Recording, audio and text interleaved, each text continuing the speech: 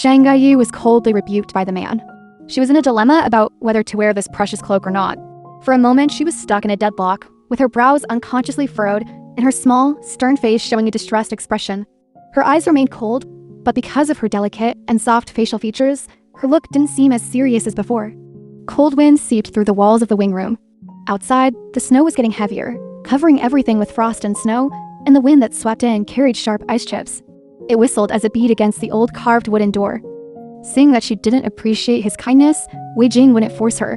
Whether she wanted to wear it or not was up to her. Anyway, it wasn't him whose legs were frozen stiff. The man pursed his lips straight, feeling somewhat displeased in his heart. Sheng Jiaoyu had indeed been acting a bit strange these 2 days. Why was she standing so far away from him? She seemed to be avoiding him as if she were afraid of getting involved with him. He didn't know who it was that used to go to great lengths to figure out and please his preferences in the past. She had done many things like shamelessly courting disfavor. Could it really be that she was scared by the beating from his mother, the queen?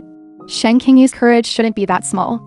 Amid the wind and snow, the black armored soldiers outside the courtyard seemed impervious to the cold, standing guard in the dark with a fierce and solemn air.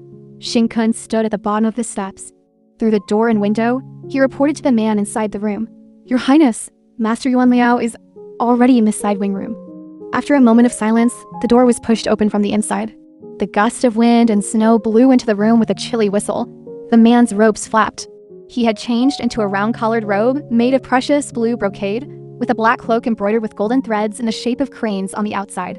He looked majestic and solemn, and his cold and solemn face added a rare fierceness in this cold weather. He wore a pair of black court boots on his feet. He walked silently, and even when stepping on the snow, hardly any sound could be heard. Has Master Yuan Liao finished chanting the scriptures? Of course not.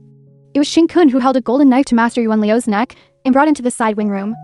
Wei Jing gave him a sideways glance. He knew what was going on without needing to be told more. In the side wing room, Master Yuan Liao was chanting scriptures with his eyes closed. Wei Jing pushed the door open and took off the Buddhist beads on his wrist.